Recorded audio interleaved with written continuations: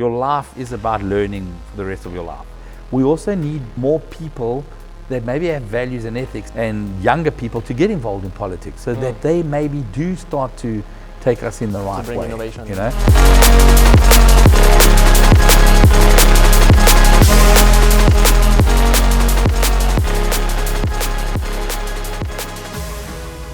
Thank you very much, Tim, for giving us your time. It's a true pleasure to be here in your office. Yeah. It has a beautiful vibe. I'm going to present you very quickly. So Tim is an entrepreneur, an investor, and now running for candidate for President of Portugal for the next election. So I believe he's a true adventurer of life, the people of this podcast.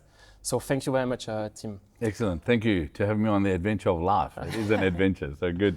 So it's a beautiful place here. It has a true vibe. I love the decoration, the setup, and you just told me before also your dad is here. Is it your headquarters, your office? Can you tell a bit what it represents for you, this space? So I think this is a little bit about my life. You know, I think a lot of my adventures of life are in this place. You know, from early on, it's got my tennis rackets and cricket bats, and it's got my first cars, the Escort over there, a car I used when I was in high school, the Beetle. It's got, you know, all my passions, the rugby, the boxing, and then part of everything that I've really cherished, I think there's little bits here, photographs and people that have visited and all that. So it's a place that I get to work but enjoy at the same time, and actually let a lot of people enjoy. You know, so that's what I'm really privileged with. Is that a lot of people come here, they enjoy it, they love it. It's got the arcades that I grew up with, my favorite games, my favorite posters. You know, it's got my Testarossa that was on my wall. And then my team works here, and yes, it's great to have them working in a place that's also, you know, aesthetically pretty, because I think it's artwork, all these kind of things. And at the same time, it allows them not to take things too serious. You know, we have a bar that's bigger than our boardroom. You know, it's like things like that. You know. Yeah, I really love that. I can see that the atmosphere is very good. I love that the fact that you mix all your passion and have also your team to work here, as you said, to see a bit life as an adventure. Correct. So I presented you quickly, but can you tell a bit more for people who might not know you? Because my community actually is mostly French, but I think it's good that you can present a bit about yourself, of your background. Okay, all right. So, yeah, I was, my parents, my father was born in Portugal, my mother was born in Mozambique. I was born in South Africa, my kids were born in Angola, and then my last kid born in Portugal, so it really is a little bit of everywhere. I'm an optimist, but at the same time a realist, but really someone who prefers to see the good things instead of just the bad things, you know. And I'm a realist because I know there's no utopias. You know, I don't expect things to be perfect anymore. I actually get excited when things aren't perfect. I see that there's more opportunities, it's going to be more exciting, etc. A lot of people say, you know, I'm a successful entrepreneur. I've had many more failures than successes, I can promise you that. So in my life, if you had to, you know, have a scorecard on failures and successes, the scorecard would be failures. I'd be losing, okay? But I think at the same time, the experiences on the failures have prepared me for the successes. And, you know, thank God successes have actually been good ones. And, you know, it's kept me on the positive side, let's say. I'm someone who really loves my family, loves working with great people. I'm very, very blessed to be working in an industry that I love, this education sphere of it.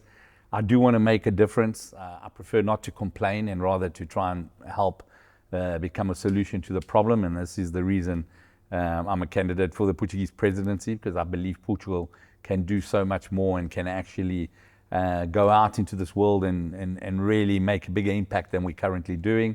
I think we've got all the talent. I think we've got everything, amazing lifestyle. We've got so many positives, but you know, we keep looking back and keep focused on the problematic issues. So I think, you know, that's what I would like to bring to this country.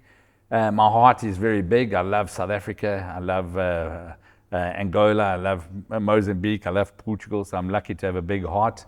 I'm a big rugby fan. At the moment, very happy that South Africa are world champions. I'm sorry for France, but it was an amazing game, the best game ever. And if France had won, I would have been happy. Dupont was amazing. He's incredible, incredible. So I do think France is the best team in the world.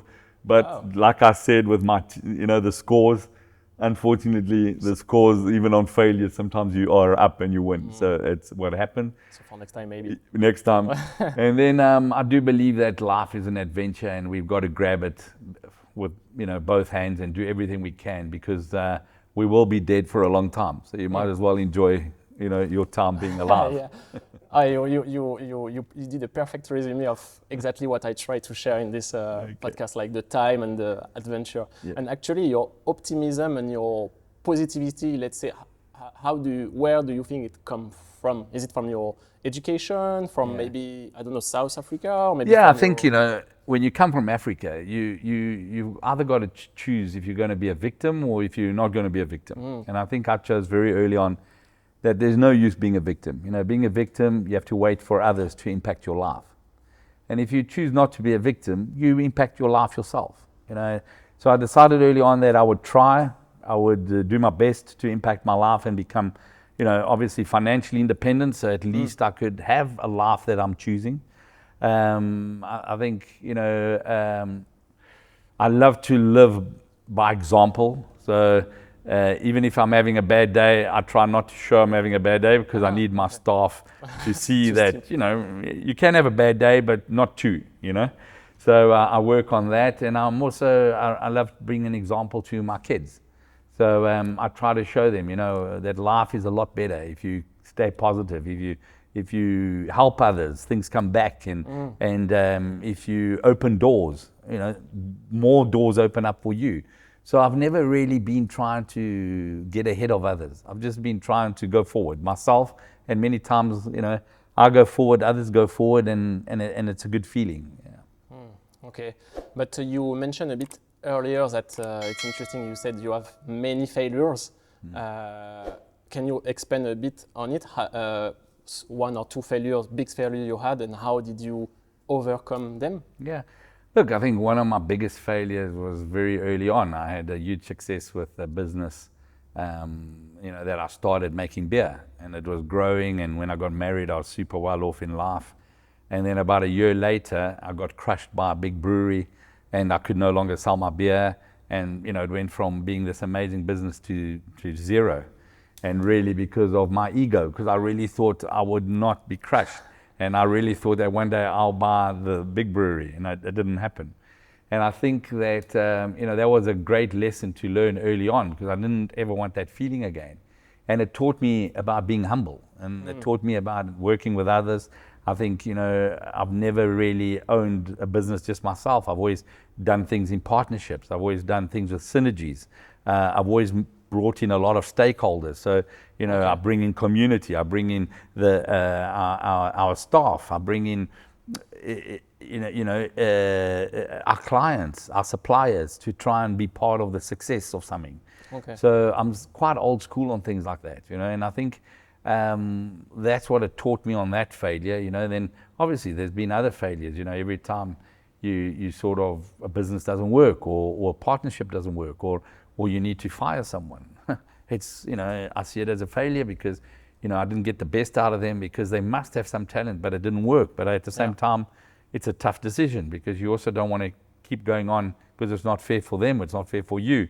So, I've had to learn that sometimes it's not about being persistent, because persistence is one thing, but being like stubborn is also something. And if you sometimes stick to something for too long, and it's not working, no one wants it, it's being stubborn, not persistent. So I've had to learn those things, and those things have come with, many businesses. I reckon probably in the beginning, 1 in 10 would work. I'm probably at a better average now. I would say maybe 1 in 4, 1 in 3 would work. But I've also learned how to bring focus into the business. I've also learned how to concentrate on opportunities where I've actually got talent, or I've got skills, or I've got network to make it work. So yeah, it's I think the failures are, it's difficult to call them failures, because they are learning experiences. you know, and you do learn a lot more from failures than you learn from success. Like success, it goes well, you think you're the best in the world, you learn very little, you know. When it doesn't go well, you think about it. It keeps you up at night. You get stressed from it, and you really think about it.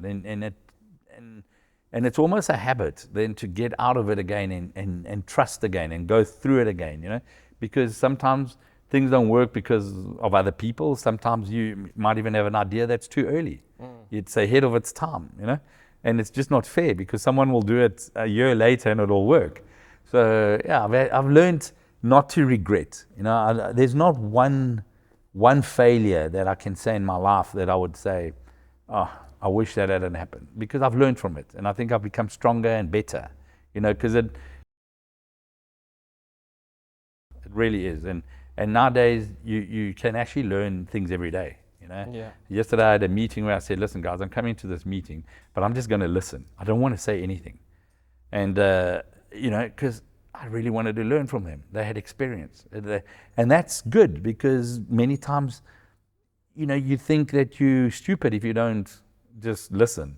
Yeah. You think you need to be giving points. And I think too many people give too many points, and too many people are too experts in everything. So, yeah, I've learned that, but it comes with age. It comes with gray hair. It's maturity. Okay, but to learn it and to implement what you learn, how do you take note and try quickly to do some introspection, to analyze it and to improve yourself? Or yeah, it's definitely. I try to bring, every time I learn something about myself or I learn something about something that I've done, I try to bring it into becoming a habit.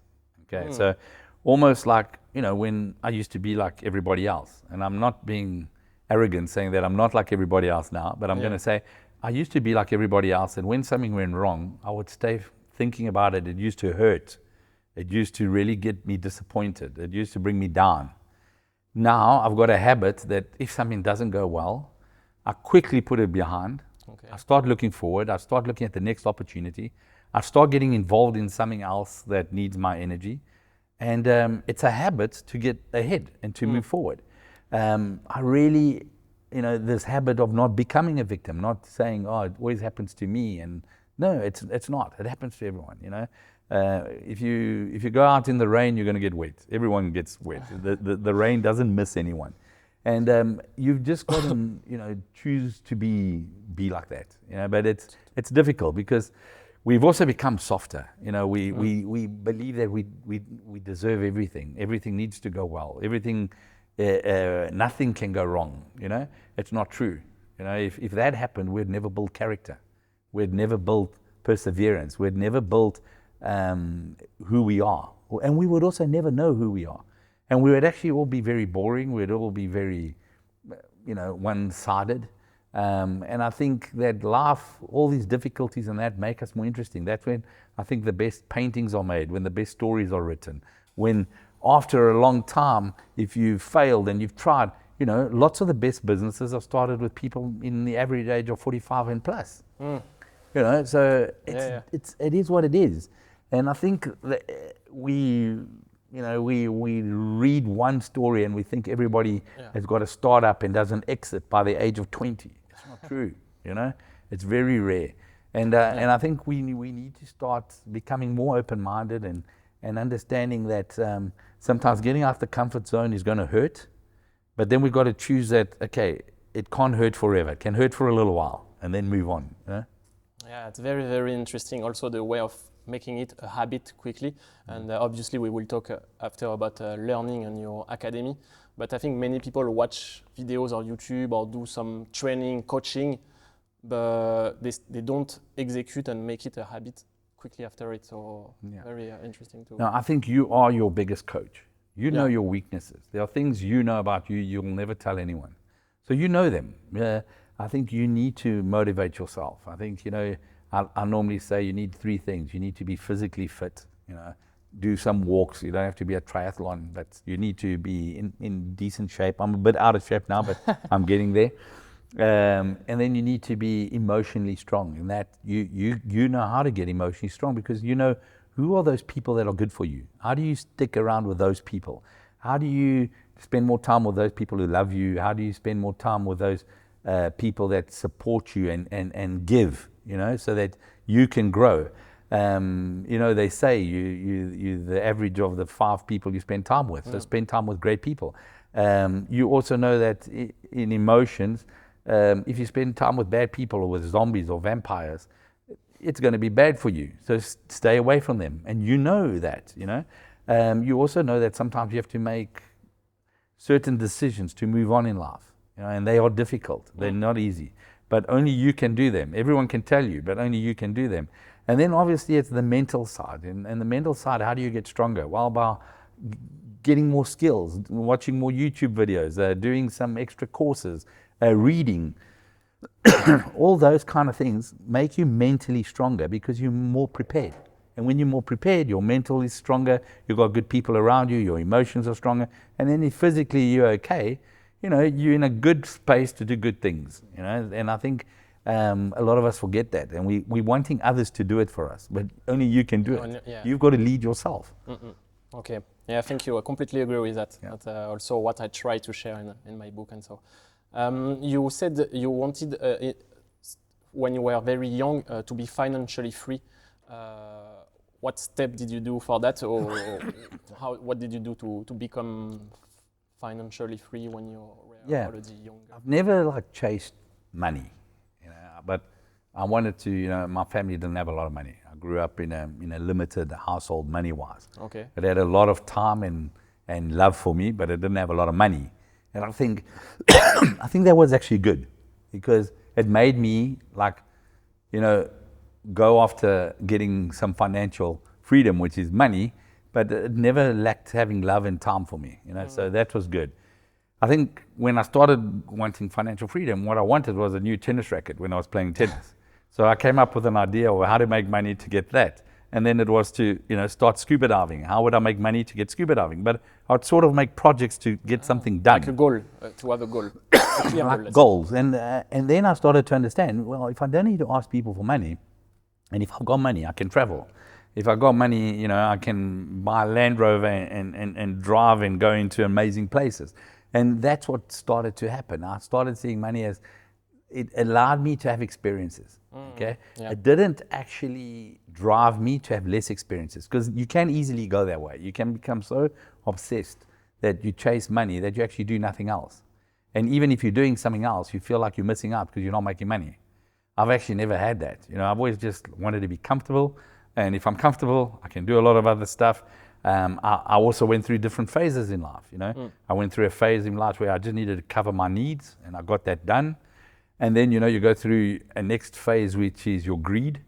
And, maybe that's a little bit this, where you think you need a car and you need another car. Your and you need ego another car. Is a bit, you start to become like, you think that it will make you happier. And, and you also look at it and you say, listen, it will impress other people.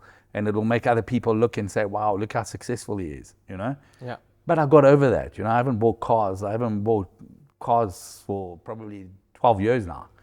So I got over the greed, and it was good getting over greed because you need it to push yourself. But getting over the greed, I think you get into the freed. And that's when you actually then don't worry about things like this, and you start to finally understand that less is more, and just being able to go away, have good people that can run your business. I've just been traveling for 2 weeks. Everything keeps going, and before that I came in and I was here for 3 weeks, and before that I was away for 3 weeks. So you feel good because you're also growing other people, and they understand that you're giving them the responsibility, but at the same time that's giving you the freed. And then also you're not doing things for others, you're doing them for you. You're doing them for you and for those people you love. So I'm also very lucky that I get to travel with my family. I get to do everything with my family. And, I don't want to have any regrets in life. So I think, I once heard that you're never going to die. And when you're on your deathbed, you're going to say, I wish I'd worked more or I'd made more money. It's really, I wish I'd loved more. I wish I'd forgiven more. I wish I'd traveled more. I'd been with my family more. So that's where I am now. But I'm super happy because I'm at a good age to get that. Because sometimes you might never get that, or you'll get it very late. And the click went out early. Yeah, at least you still have a lot of energy to Yeah, I couldn't be more agree. I completely agree. Yeah. Every word what you're sharing. I love the fact that you travel a lot and you seem very close with your family, your kids also.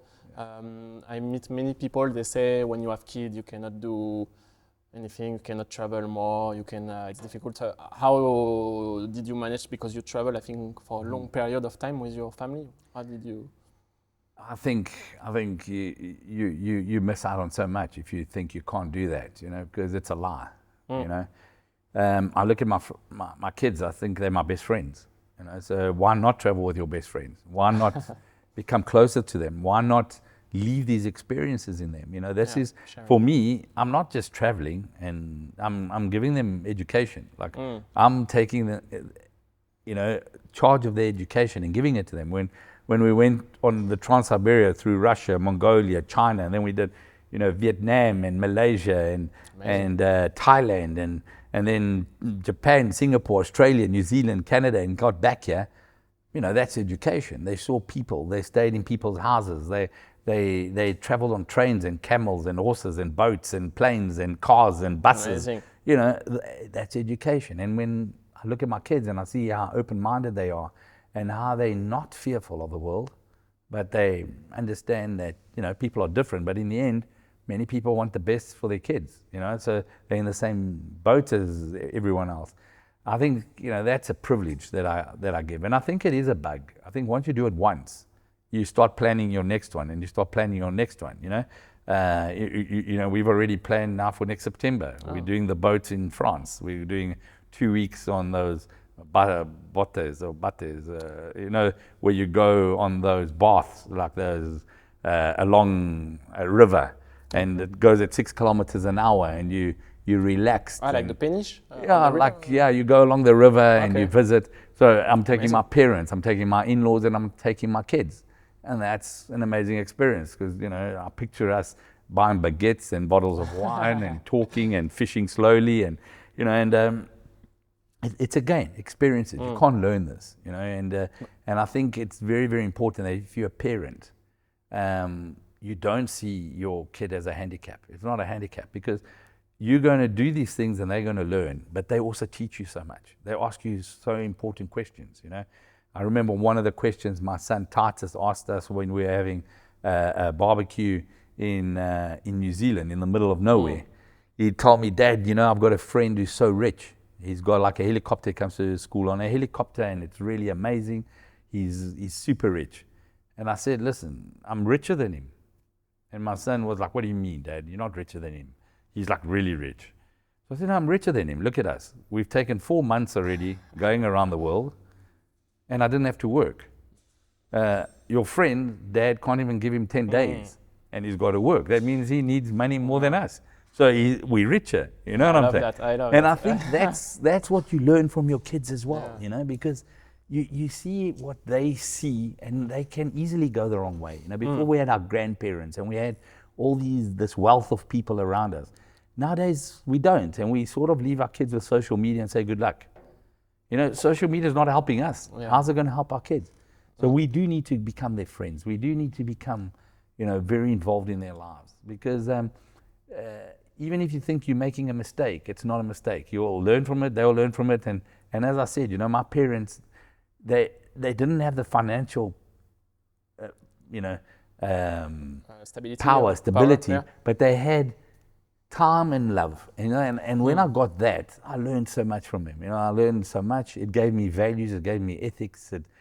I think it was the best education I got for my life, you know, and I think our responsibility as parents is many times to give more to our kids than we got. And by that, maybe the world gets a little bit better, you know, because I believe my kids are better than me. You know, that's your aim in life. And and it's not that difficult. It really isn't. But they don't demand much. But a question maybe people would ask is because obviously you earn some money. Do you think people who have less money or can still travel with their kid and family, or it could be more? For sure. I think, you know, it's not how much money you make, it's how much money you spend. Because the problem nowadays is that a lot of people spend too much money on things they don't really need. If you look at our houses, you know, You buy houses with 3 rooms. You have 4 or 5 TVs inside. You've got a car, then a second car, and then you buy a car every 4 or 5 years, or some people every year. So you've got to have some kind of discipline and say, listen, the most important thing is me doing this, and then it starts to happen. You know? And then it because the best experience wasn't in a 5-star hotel. 5-star hotel once in when you're traveling one night is enough to feel it and appreciate it. But the best experiences are doing things the real way. You know what I'm saying? So and nowadays, yes, you can plan. You can work remotely. There's so many ways of doing things. You know, and if you don't have a job that you can't work remotely, well, then, take sabbaticals, like start working and seeing how you're going to do it, or upskill yourself to have an extra talent that you can, get something more for it. But I think definitely there are ways to do it, and you don't have to travel around the world. You've got amazing countries. You've got, just in your own country, if you go into the countryside and, we're in Portugal, and if you hit the Alentejo or the interior, it's got incredible stuff out here, incredible stuff. So it's not about doing that. It's expensive. The Trans-Siberia sounds very expensive. It's not. Well, now you can't do this, but now it's going through a tough time with Russia and all this. But the Trans-Siberias and things like that was peanuts to do it, but they were lifetime memories. They were valuable memories. Time is the most important, and love, and as you said.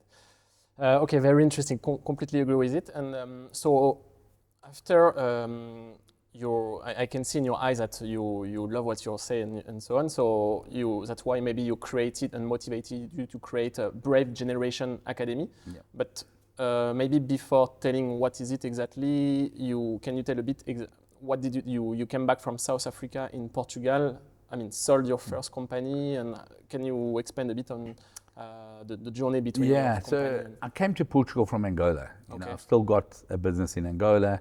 It's still a business that's very influential, let's say, in Angola. It does printing and media buying, and it does billboards and research, etc. But it really is a business now that it runs to support our staff. It's really a business that I'm happy that it makes money, pays the salaries.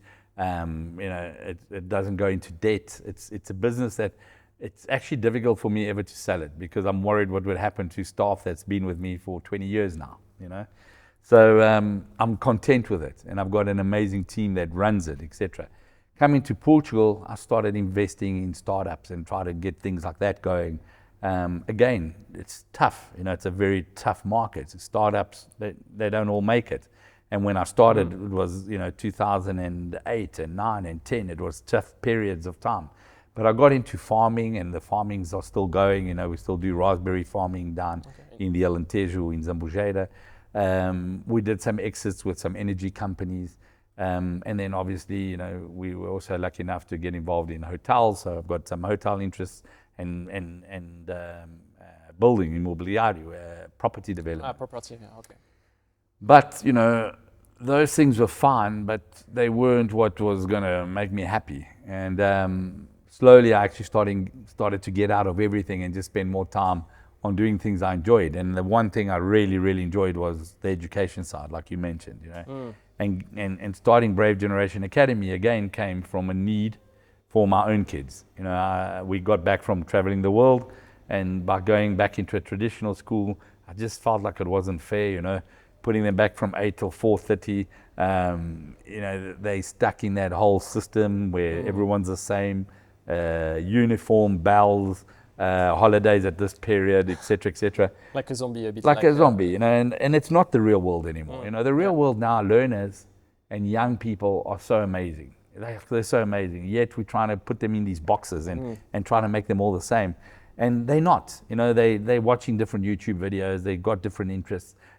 Jobs are changing every day. Like there's a new job, there's this. And jobs are dying that are the ones that we are training them for, So I looked at it and I thought, okay, I'm going to take my 2 boys out of school. I left my daughter there because, you never want to make a mistake with your daughter. But the boys, I took a risk. I took the boys out put the boys there and told them, listen, you're not going back to school, but you can play rugby, do Muay Thai, do golf, surf, play music, build your rockets, and then we'll put school into around you. You know? And that's really how Brave Generation started. It started with them, and then more kids came. I wasn't sure what we were going to do, but slowly I understood that we could have this system that would be very personalized, it would be flexible, and it would be relevant for today. And we did that by using a mix of online and offline. So we built a platform that would give you the British International Curriculum at your pace, at your speed, mixed kids in different ages in the same place, write exams 3 times a year instead of once. So if it do fail, just do it again and learn from it. No more holidays, be at school all year and go to school holidays whenever you want to go on holidays. A start time of 8 in the morning and it finishes at 6, but you have to do 5 hours. So if you want to surf in the morning and come to school after surfing, do that. If you want to do school in the morning and then go out and play golf, do that. So I also looked at it and said, we don't need to build pools and tennis courts and all that because our communities have got all this.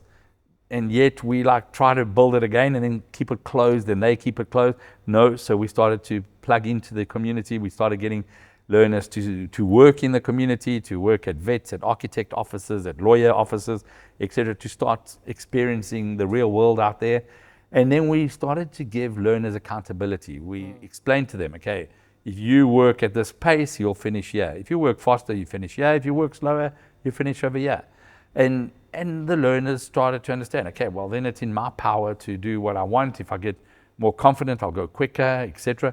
We also opened the curriculum. So we brought in the British International, and then we brought in the US core curriculum, and then we brought in an app program, which is the Unique Pathways, which is actually allowing learners to start university at 16. So if you know you want to do business, psychology, education, sports management, computer science, you can actually start at 16. You do 16, 17, 18 with us, and then you just go to university for 3 to 12 months and you got your degree. Okay. So it changes it again. And now this year we're hoping to launch our French curriculum. Oh, okay. So our French curriculum, our learners will be able to be in a hub, which we call with our learning coaches. But you know, you could be doing the French, I could be doing the English, and the next one could be doing the American. We're together, you do it at your pace, but we do things together, we have lunch together, etc., etc. And I think that's the world now, you know. Also, you can move hubs. So we have 61 hubs at the moment around the world in 9 countries. And you can go from one hub to another hub. So you can be traveling, you can work part-time once you start doing your app, and you can be studying. So it gives you all those ticks, which is, you know, travel, part-time work, experiences, and yet you do your academics, so your parents are happy, you know. So this is the difference, and we've seen amazing how kids have flourished in this, how it's just started to work, and really because I think, you know, we've started to put trust in them, and we've started to put the learner first. You know, it's always about the learner. It's not about the parent. It's not about BGA. It's not about the learning coaches. It's the learner first, and I think that again has been very, very, very successful. Yeah. But actually, something I like about this is that most of people I met in this podcast, successful entrepreneur, they have something in common, is that they remain a child. They even if they are 50, 60 years old, they still have a mindset of a child, like an inner child. Yeah. So I believe that's the kind of the message you want to give to this academy. But one question I have is, the more freedom you give them, this involve responsibility or discipline? Do they manage still to discipline by themselves? Or? Yeah, they learn. You know, they've been in a world that has not been about trusting them or giving them discipline. It's been about a world that we tell you what homework to do. We tell you the bell rings, stop working now, go to the next class. We keep telling them what to wear, the uniform, this or that, and you know, and in our system we don't have that. So we start to tell learners, listen, it's really your call. You know, we're there to support you, we're there to guide you, we're there to assist you, but you do need to start doing things for yourself. And I think that psychologically is empowering. It's like a you know, a steroid of power for a learner. And I think that also allows learners to say, okay, well, now I understand I've got to do those things, but also we try and help you to find some kind of purpose. okay, something that you really enjoy doing. Because I think when we're young, you know, there was a study done by NASA, and they looked at kids that were 5 years old, and it was like 90% of kids were classified as geniuses because they were so inquisitive and curious, and they wanted to know things, that they would do things in many different ways and quickly to try and see what would work. And they would be classified as geniuses because they had so many ways of thinking. And then, you know, they did the same study at 12, and it would go down to like 30%. And then they did it at 30, and it was like 1%. Because we've been taking away that. We've been telling you what to think and how to answer, and don't worry about thinking differently, because this is how it is. So, you know, in our system, we want to support you, but we don't want to take away the way you do things. You know, and even, let's say, our maths, we show you one way, but if you're not clicking in that way, we've got another YouTube video that shows you in another way or another way until it clicks. But we don't need you to understand only in one way. So, you know, I think that's very interesting, the way we're able to mix the curriculums, the way we're able to have different subjects. Because, you know, in a traditional school, you can't have a teacher maybe for travel and tourism and for sociology and for psychology. But yeah, we can have all those subjects. Yeah, we even offer you, if you want to do your Python or your art systems or your web services, you can do it. You know, because if that's where you want to go, and you know that I'm not going to go to university, I'm going to get that skill, and I'm going to get a job, and I'm going to work remotely, and that's what I'm going to do for the next 3 years, great. And you know, everything we're doing is what you're going to need for the rest of your life, because you're going to have to get new skills, you're going to have to change things, you're going to have to learn new things. And if we keep telling you how to do it and what you should do, you've lost that skill already. You're already at a disadvantage. But for someone who is older, like 30, 40, 50 years old, and what advice would you give to him to find back his soul of a child? So to find I really think it's get onto Coursera, get onto edX, ALS and things like that. Go do a different course. Go try something. Start testing, you know what I'm saying? Start speaking to people that you find interesting. Start listening to interesting podcasts. Start to get involved. Don't watch Netflix. Don't sit there for hours. And, you know, I've got so many people that complain about their lives, but then they tell me, Tim, did you see that series? No, I didn't. Did you see that series? No. And I'm like wondering, how did you see so many series? Do you understand? You can't do that. You've got to read a book. You've got to learn something. You've got to send out emails. You know, or get LinkedIn contacts and send out some contacts and some action. Because you don't know. It's like fishing. You don't know what you're going to get. You know. Now, if you've got no hooks and you're sitting on the side, that's like being Netflix. You know, you're just sitting there, but there's no hooks in the water. You're not getting better. You're not putting on bait and trying different things. And I think that's what happens. A lot of people just think, you know, I can't change my life. You can, but you can. You know, I can't do it for you. You know, I can tell you things, and sometimes I used to get frustrated with that. I'd like really try to take someone under your wing and you mentor them, but you can't make them, you know, do what they don't want to do, you know, or not prepared to do. And again, it is a habit. Once you send out 10 messages and one comes back, hey, it's easy to send out 20 with the hope that 2 or 3 will come back, you know. But you've got to get in there. Yeah. Actually, because you were a Shark Tank, Tuberão in Portuguese, in the Shark Tank as a jury. What did you learn in this experience, and did you see something common in the successful startup or entrepreneurs, and also something common in the others that did? Yeah, I think what I learned, you know, it's about people. You know, many good ideas, but then if you can't execute them, no good. Some bad ideas, but there are people that can pivot on them and change them and are willing to fight, and great, it works. So in the end, it does come to people, and I've learned from people, they need to be people that feel like they're doing something they believe in. They need to be people that are able to motivate a team. They need to be people normally that can sell an idea or sell a product even before it's been done. You know, like, you know, the great story is Disney. You know, Disney built his park and he died before it opened. And there was a journalist who went to his brother that was very critical of him opening a park in Florida at that time. He called it just a swamp, you know. And he said to the brother, oh, this must be bittersweet. You know, Disney isn't here to see what he's built. You know, he died before. And the brother said, no, you know, what's sad is that you believed he needed to be here to see this. He already had the vision and he saw it before it was built, so he's already seen it. And that's a little bit what we need. We need to have that vision. We need to be believing in it. You're going to get a lot of people that are going to say no and this and that. You know what?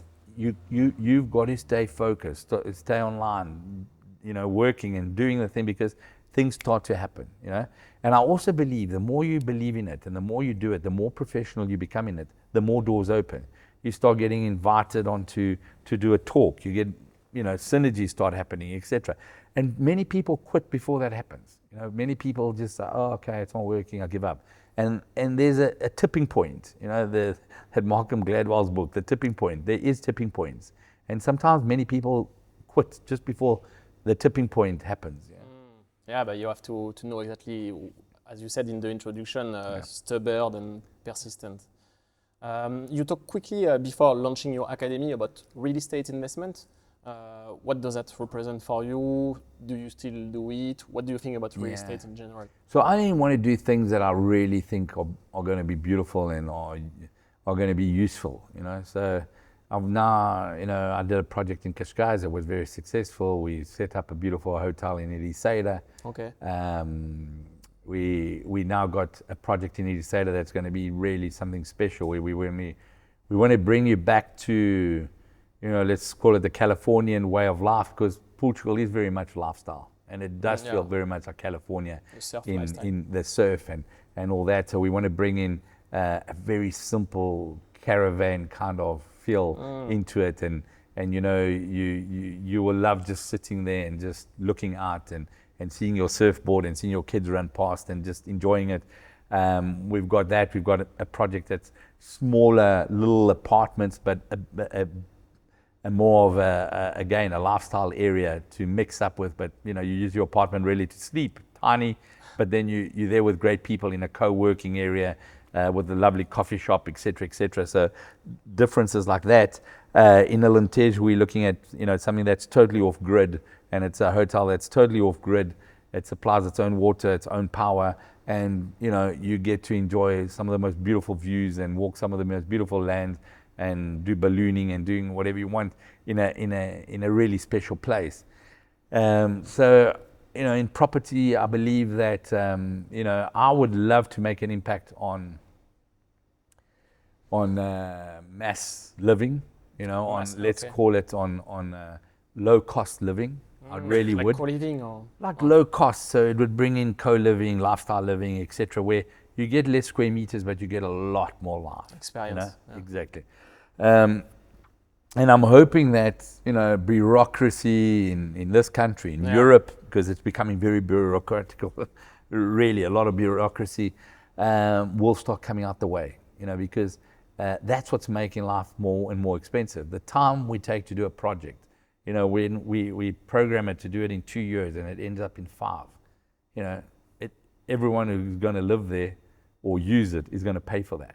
So I'm hoping to find ways that will streamline things like that. Also, new zones, new areas, things that are special, and we can find what's special and authentic about those areas. So that's what I'm excited with. So I'm not doing I'm not really doing anything else in Cascais or in Lisbon. It is outside and in areas that are like Monserrate and the Ericeiras of this world. Monserrate. I'm going there next weekend. Yeah, lovely. It's beautiful. You must go to Dona Isabel. Dona Isabel. That, yeah. Okay, you must tell her I sent you, otherwise she won't let you in. She's very strict. It's a hotel or it's a restaurant? A restaurant, okay. Yeah, but beautiful. Food of the land, everything. It's amazing. Beautiful stars there. It's got beautiful views. It's UNESCO dark sky. It's stunning. Yeah.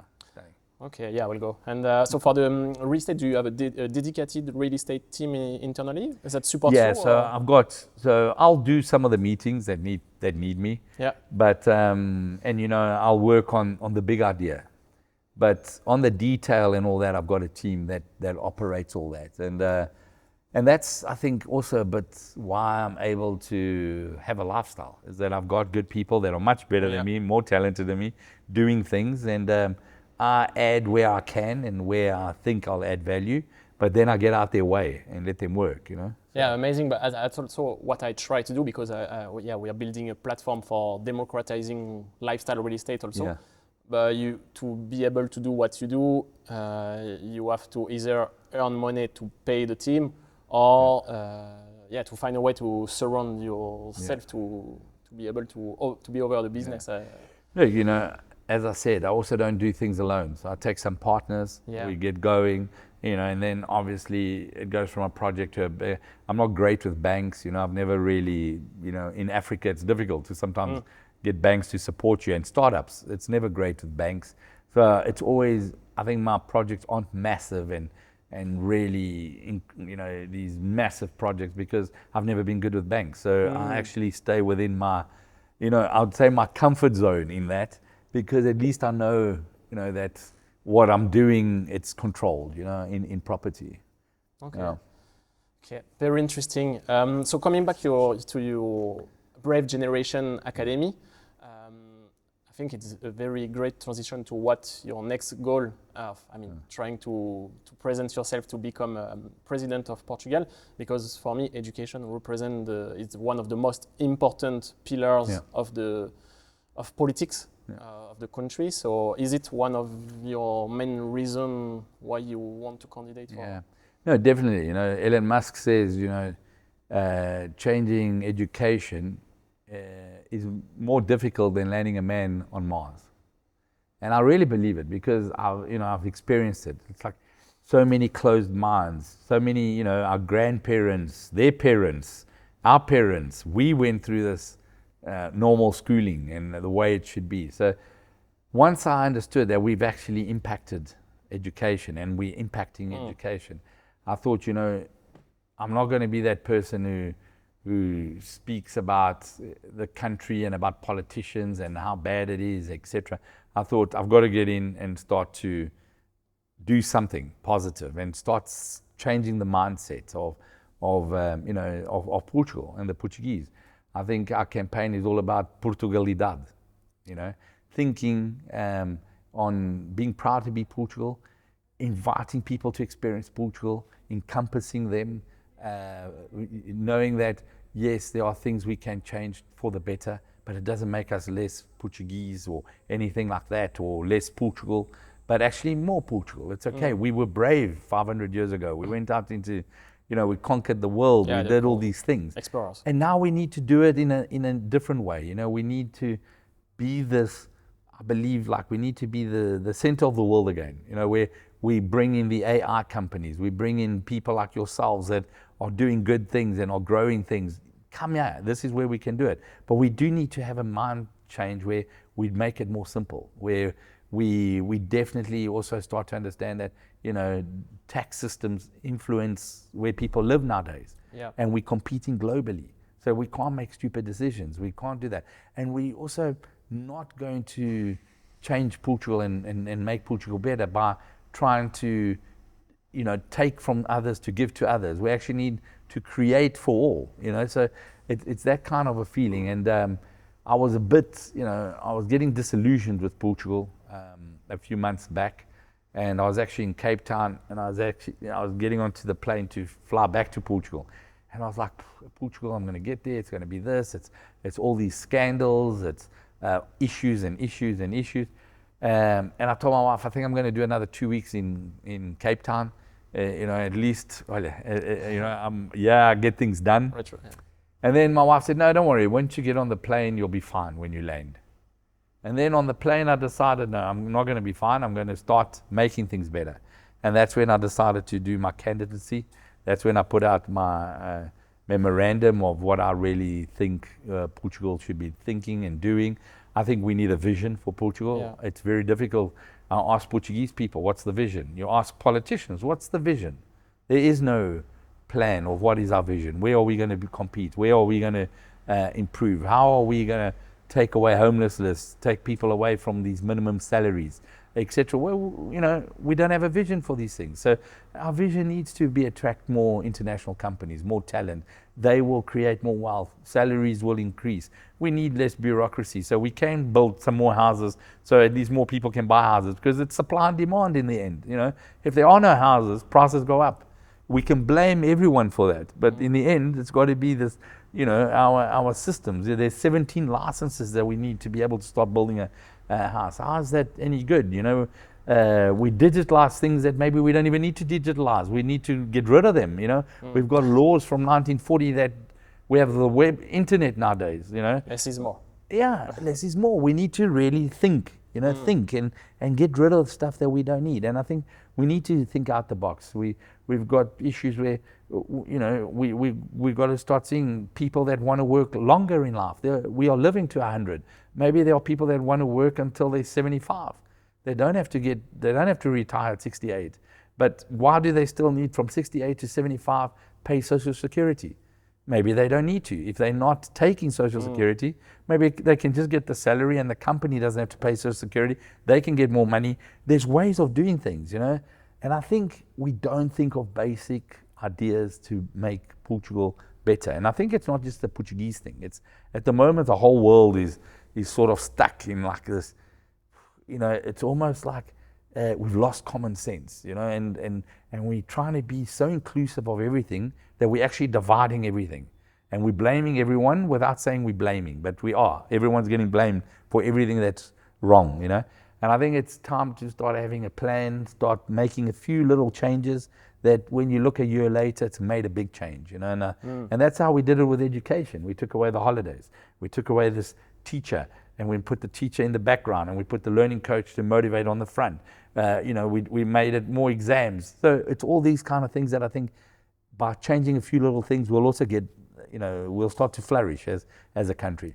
Okay, yeah, no, I completely agree with what you said. Just, I'm not sure if I should say that, but for me, politics is a bit like theater.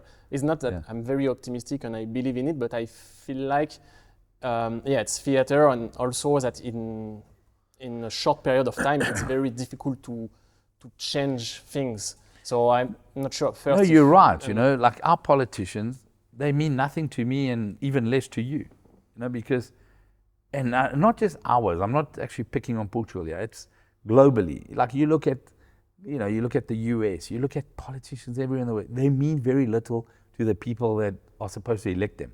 First of all, we look at them and we say, I can't even identify with them. So how does that work? You know, and then I've got to vote for them. So I'm not going to vote for someone. I'm going to vote against someone. So you start to think like that.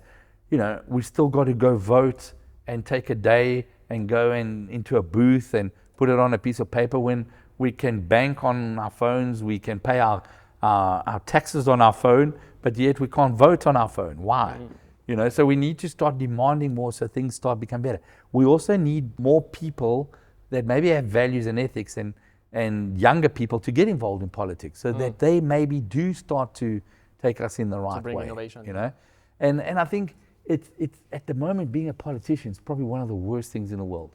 You know, if you get scrutinized, if you go open a bank account, you have to say you're a person of like kind of public interest, so that if money goes in there, they know why has money gone in there. They're badly paid. You know, you look at politicians here, 3,000 to 7,000 euros a month. Those are the people we are trusting to look after our future. So of course they're not looking after our future. Of course they're stealing our future. You know, they're not really here to build your future. They're here to get elected again and stay in a job for a long time because that's the only money that they know it can count on. So I think it's we need to rethink it. You know, we need to rethink it. We do need to become brave again. I think there are tough decisions to be made, because if we keep on this route, you know, everything that my parents gave me and I'm hoping to give my parents, we might lose freedoms. We might lose freedoms. We've seen incredible stuff, you know. We always say, oh, we have freedoms and this and that. But then COVID came through and we actually saw how scared our leaders were, how we all started to look after we made laws that everyone had to be the same. It was no longer your body, and if you didn't do what we wanted you to do, you wouldn't go there. You wouldn't go there. You know, these kind of things. We need to get people in there that do believe our constitutional rights and do protect those things, because if we lose these things, you know, everyone who's died and is in a cemetery and that fought for these things was a waste, you know, and it might go, and it might all change under our watch, you know. So it's a scary time if you think about it, and I understand exactly what you're saying. It makes me sad because, you know, even in Portugal, less than 50% of people vote. Yeah. You know, we're all living there. And you know what? If you don't vote, you still got to pay the taxes. You're still going to get that shitty education system. You're still going to get this healthcare that's not looking after you. So what happens? You got to make money to pay your own education, your own health. You know, we need to start demanding more from these people. We need to start putting in the people that can deliver more, so we can demand more. You know? Okay. And actually, are you already building a team that will surround yourself? Is it like people already close to you from your? It's a mix. So I've brought in new talent, people that know about politics, because we don't know about politics. But we've taken 3 months to brainwash everyone, to take those people that used to think of politics in a certain way, and, you know, this traditional way, together with people that are already more open-minded, and so we can come up with a campaign that is more open-minded, a campaign that means more to people like you, that hopefully we can convince them to come vote. Because, you know, we are having governments and that are being voted in by really 20% of the voters. You know, because 40% vote, some vote white, and then the 50% of the 40% that voted wins, and, you know, those 20% are driving the whole country in a certain direction.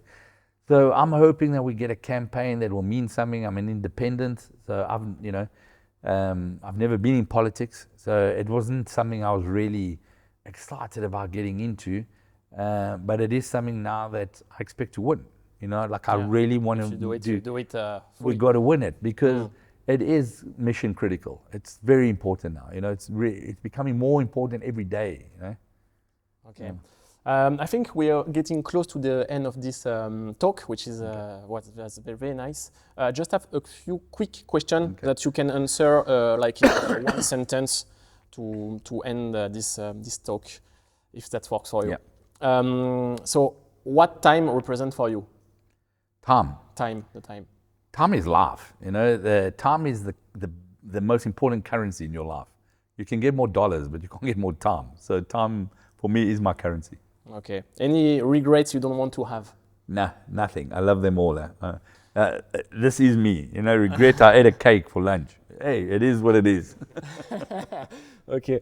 Regarding politics, do you know the first thing you will do when you arrive at the office?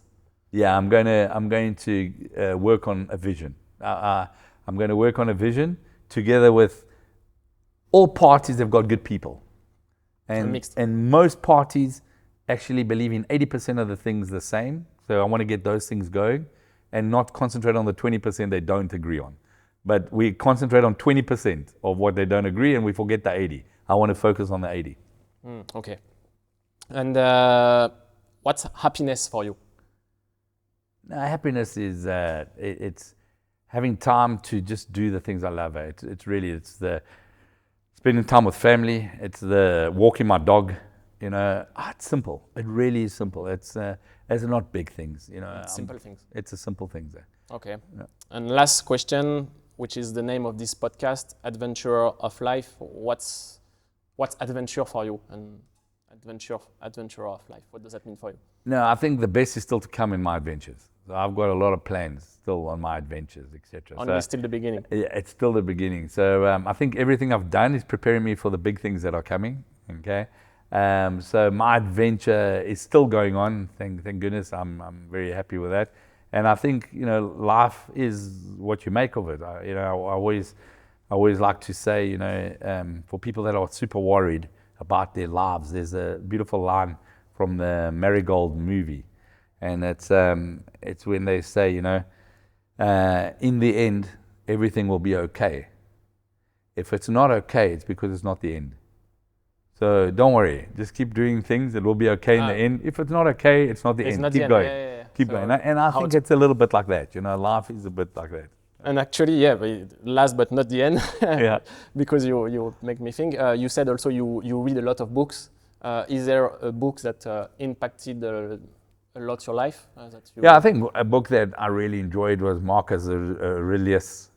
Just looking at how he lived so many years ago, and it was still values and still ethics that counted, and they're still the same as today. We've just got more words and different words, but it's still all very, very the same, I think it's not also just about books that you read, but I write I've got like a journal that I write. Okay. And I think, I've never said this, but I think sometimes it's not just the books you read, it's also the things you write. Because I think you've got to think of things, you've got to say them, and then you've got to write them. And I think if you do those things, then you become a thinker, you become a person of influence, but then you also, when you write them, they really sink in. And I think that also helps. So it's not just reading, it's write some stuff. But is it like a daily journal, or is it It's actually consistent? a flight, mostly on flights. On flights, I will just write ideas when I'm on a plane. Okay. So when I get onto a plane, I start to write, and it's just a book where I write things and etc. And I think even the articles I write help me with that, because it's great to think, to talk, but it's so good when you put it on paper, because it really, I think that's the final, it's like building a house. You've got the floor, the walls, but that's the roof. And I think it's important. Wow, very, very interesting. Actually, that makes the perfect transition to thank you for your time, which is actually my book as a small gift for you. It's in French, this one, but I will give you, I have it also in English. Excellent, guys. So, thank you very much, Adrien. Okay. Thank you very much for your time. I think we made it in 1 hour. Thanks, it was very nice. Thank you.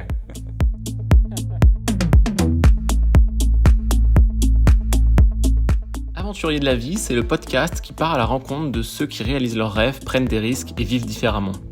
Si vous avez aimé cet épisode, n'hésitez pas à laisser un commentaire sur la plateforme de votre écoute. Et n'hésitez pas à partager l'épisode auprès de votre entourage.